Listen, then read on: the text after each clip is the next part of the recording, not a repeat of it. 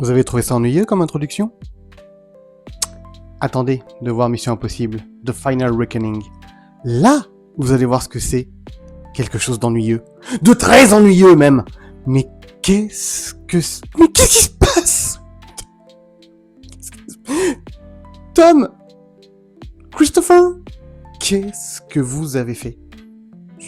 Je suis abasourdi par ce que j'ai vu hier soir. J'aurais jamais cru dire ça d'un Mission Impossible.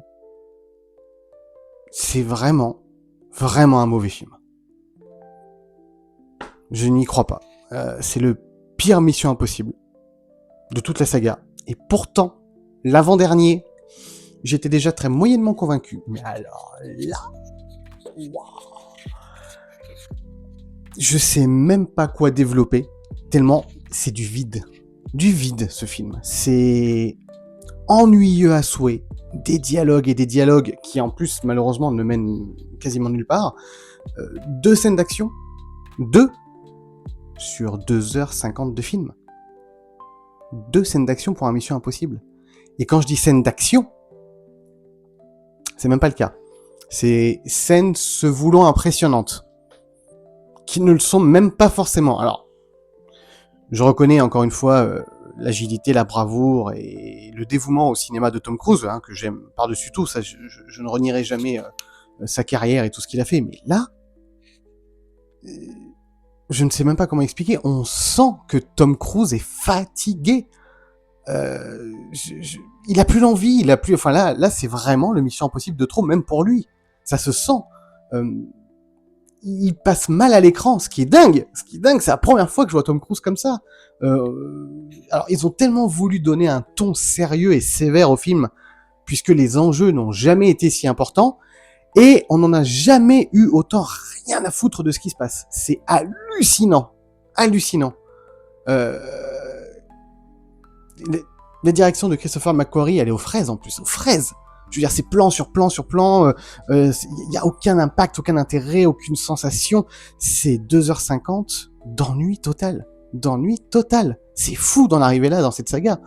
Moi qui ai toujours beaucoup aimé les Missions Impossibles, Tom Cruise en particulier, mais je veux dire, les Missions Impossibles, c'est une saga que j'apprécie particulièrement. Déjà, bon, le dernier, effectivement, je commençais à me dire, c'était peut-être celui de trop, mais vu qu'ils l'ont fait en 2 parties, faut attendre la deuxième partie, tout ça. Mais là, ils sortent là. Donc, deuxième partie qui n'en est même pas une, puisque le film s'est implanté à la base, ils se sont dit, allez, on va pas appeler ça deuxième partie, on va essayer de faire comprendre que c'est autre chose et tout. Mais c'est pas autre chose. C'est vraiment la suite du dernier, c'est vraiment le film qui a été coupé en 2. Sauf que là, ils ont tellement essayé de se rattraper aux branches, essayer de faire autre chose que, non seulement pour être sûr que vous compreniez bien, bande de spectateurs imbéciles, ils se sont dit, oh là là, attendez, on va faire quelque chose d'un peu différent, donc moins drôle, très sérieux, et on va surtout expliquer aux gens tout ce qu'on fait, tout ce qui se passe, et surtout on va leur rappeler tout ce qui s'est passé dans la saga. Donc, il y a du flashback. Le premier quart d'heure, c'est du flashback, et oh là là, il y en a tout le long du film en plus. Dès qu'il y a un personnage qui revient, tac, on nous met un flashback. C'est vraiment nous prendre pour des abrutis. Après, je dis pas à ceux qui n'ont pas vu la saga depuis longtemps, ça peut aider, mais enfin, je veux dire, tu ne mets pas un flashback comme ça dans un film en plein milieu, on dirait, je sais même pas, on dirait un mauvais épisode d'Hélène et les garçons, c'est quand même dingue. Et puis des flashbacks mis au forceps, et qui en plus malheureusement, en plein film, nous remémore les anciens films de la saga, et quand on voit les scènes des anciens films, on se dit, ah, c'était quand même ça, Mission Impossible avant. Ah bah, c'est plus ça, les gars. C'est plus ça du tout. Hein. Waouh, mon Dieu, mon Dieu, mon Dieu. Donc, on a une mission qui ressemble à tout, sauf à une mission, puisque déjà, il y a même plus le côté agent secret, il y a plus alors les masques, tout ce qui fait on va dire, tout ce qui est cool dans les veines de la saga depuis le début, vous l'oubliez. Vous l'oubliez, là on est sérieux, il se passe quelque chose de très grave, les enfants. Donc on est parti, on envoie Tom, et bah, il y a plus rien de Mission Impossible, plus rien. C'est-à-dire que il y a la musique encore qui subsiste par moment, et encore c'est très très peu. La BO est aux fraises.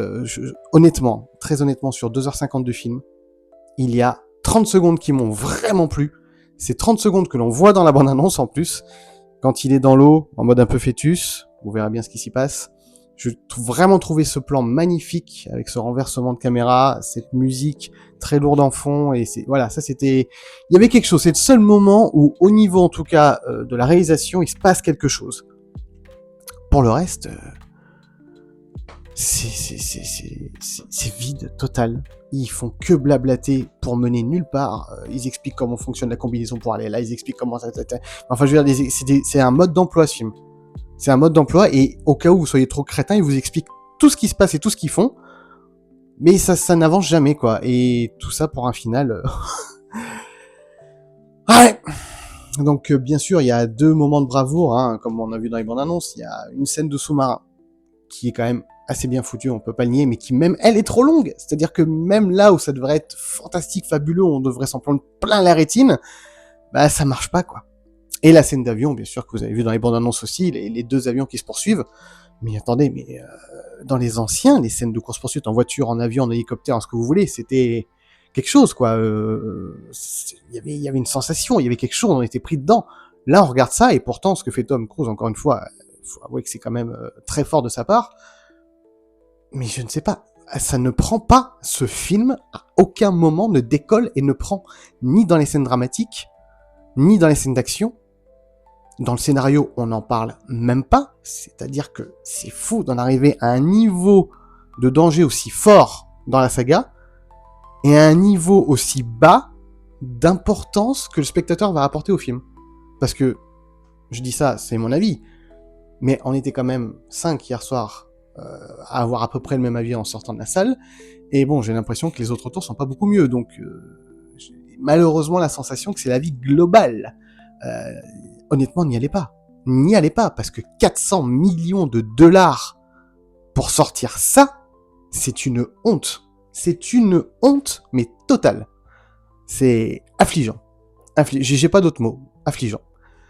Donc, j'aimerais toujours Tom Cruise pour sa carrière. Christopher McQuarrie, bon, il a fait des films sympathiques, des moins bons films, tout ça, mais là, on sent que les deux sont fatigués, qu'ils en ont marre de la saga, mais alors qu'ils nous l'infligent pas, quoi. Je veux dire, moi, quand j'ai un petit coup de mou, que je suis fatigué, je vais me faire, je vais me reposer dans ma salle ciné, je vais me mater un petit film. Enfin, je veux dire, je vais pas aller embêter les autres en disant, regardez, je suis fatigué, j'en peux plus, j'en ai marre. Wouhou. Tom Cruise, lui, on en est au point où il se dit, j'ai un petit coup de mou. Christopher, on va se faire un petit film à 400 millions de dollars. Allez bien, c'est parti. Allez bien, si, il faut, là, j'ai un coup de mou, il faut. C'est pas possible. Je veux dire, on en est au point où sa coupe de cheveux ne tient même plus la route, quoi. Enfin, je veux dire, Tom, un film à 400 millions de dollars, je pense quand même que t'as un coiffeur sur le plateau de tournage. Bon, alors pense à ceux qui n'ont plus de cheveux, toi t'en as encore à 62 ans, fais-en quelque chose. Merde. Je peux pas y croire. Je suis énervé. Moi, ça m'énerve qu'on finisse une saga comme ça. Et encore, finisse. The Final Reckoning. Ouais, ils auraient pu appeler ça The Final Countdown, c'est pareil. C'est un argument marketing de plus, et enfin voilà, bon bref. C'est en plus compliqué de parler de ce film sans spoiler les 2-3 trucs qui peuvent être intéressants dedans, et encore, bon courage si vous en trouvez. Non, vraiment, là, c'est la plus grosse, pour moi, déception de l'année pour l'instant. C'est affligeant. C'est-à-dire que même Simon Pegg en second rôle, Ving Rhames, il y en a aucun qui est dedans ou qui a un semblant de scénario à jouer sympathiquement ou d'enjeux dramatiques ou même comiques. C'est-à-dire qu'ils ont enlevé Ils ont enlevé les scènes d'action, ils ont enlevé le comique, ils ont voulu donner un ton grave, mais à quelque chose qui n'est pas intéressant. Donc ça ne marche pas, les enfants, ça ne marche pas du tout. Mon Dieu, mon Dieu, mon Dieu, c'est pas possible. Bref, vous savez ce qu'on va faire? On va se faire un petit classement de la saga. Vous me direz ce que vous en pensez. Est-ce que vous, non seulement vous avez pensé de ce film-là, si vous allez le voir, hein, je ne vous le conseille pas, mais au cas où vous le voyez un jour, vous me direz ce que vous en pensez, mais surtout, donnez-moi votre classement de la saga. Là, je vais vous donner le mien. À tout de suite! Et on est parti pour le classement de la saga Mission Impossible. Ce que j'aimais beaucoup dans ces Missions Impossibles, c'est que à chaque film, on changeait de réalisateur. Donc, on avait quand même Ethan Hunt qui était toujours là, le côté agence, Mission Impossible, agent secret, tout ça, mais ça changeait de réalisation, donc c'était d'autres idées à chaque fois. Donc on n'aimait pas, mais au moins ça apportait quelque chose de nouveau. Depuis qu'il s'est fixé Tom Cruise avec Christopher McQuarrie, bah, voilà, on reste un peu dans le même style, et c'est pour ça que cette saga est en train de s'essouffler, mais totalement, et qu'il faut arrêter. C'est même déjà trop tard, en fait, j'allais dire avant que ce soit trop tard, mais c'est trop tard. C'est pas grave, on va quand même se faire un classement, parce que les anciens films étaient quand même vraiment cool. Dont surtout, première position, bien évidemment, Mission Impossible 1. Ah là là, quel film de Brian De Palma. Quel film de Brian De Palma. J'adore. J'adore. Quel suspense. Rappelez-vous. Quelle scène mythique quand il descend du plafond. Merci à Spielberg de nous avoir refait cette scène d'ailleurs. Donc Mission Impossible 1, pour moi, largement, très largement en première position. Suivi de Protocole Fantôme. Ouais, je sais, ça peut surprendre. Mais j'aime beaucoup cet épisode. Je trouvais qu'il était inventif, qu'il était bien mis en scène. Je sais pas, il y avait vraiment quelque chose de très très très sympathique. Il y avait des scènes vraiment, même au niveau de la technologie, avec les écrans, tout ça, quand ils sont dans le couloir, qu'ils mettent un écran, je sais pas, il y avait plein de choses qui étaient vraiment... Il était passionnant à suivre, ce Protocole Fantôme. Donc je le mets largement en deuxième position. Très très bien. Ensuite, ouais, je sais, ouais, vous allez me tuer, ouais, je sais. Bah, Mission Impossible 2. Ouais, arrêtez, criez pas. J'en suis conscient, Il y a beaucoup de défauts, j'en suis conscient. Mais qu'est-ce que vous voulez que je vous dise? Déjà, j'adore John Woo, j'ai toujours aimé John Woo, dans ses bons comme dans ses mauvais films. Donc en fait, dans ses bons films américains, il n'y en a pas beaucoup, donc on va dire, voilà, dès qu'il est aux États-Unis, c'est un peu... bon, voilà, c'est pas toujours au top, quoi. Là, Mission Impossible 2, mais moi j'aime bien. J'aime bien, alors, le scénario est d'une simplicité, mais vous voyez, comme quoi, le scénario est d'une simplicité sans nom. Bah, c'est bien mieux que ce qu'ils ont essayé de nous pondre là, maintenant. Les enjeux sont clairs, nets, précis, simples, efficaces. Avec ça, vous mettez une musique de Hans Zimmer qui est fabuleuse, plus un Tom Cruise qui est au mieux de sa forme, avec des scènes d'action complètement what the fuck, mais ça marche, ça divertit. Rappelez-vous ce tango de voiture, quand ils se poursuivent avec la femme et qu'ils se séduisent. J'adore, il y a plein d'idées visuelles, voilà, c'est du bon, donc c'est en troisième position. Ensuite, Mission Impossible 5. Pas mal. Le Rogue Nation était pas mal. Bon, après, ça commençait à être un peu moins bien. Mais bon, en même temps, au bout de 5 films, on peut pas demander à ce que ce soit toujours aussi bon et frac. Ensuite, je mets le Fallout, qui était sympathique aussi. Jusque-là, ça allait pas trop mal. C'est après que ça va commencer à sombrer. Le Fallout. Ouais, j'avais bien aimé quand même celui-là. La scène d'hélicoptère était folle. Et là, bah, ça y est, mesdames et messieurs, une main sur le cœur. Nous commençons à sombrer dans la saga avec Mission Impossible 3, réalisé par J.J. Abrams. Il avait 2-3 qualités, mais honnêtement, ça commençait à être difficile, très difficile.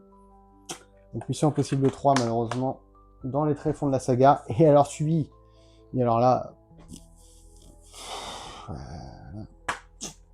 Mission Impossible, Dead Reckoning, qui malheureusement a annoncé ce qui va suivre.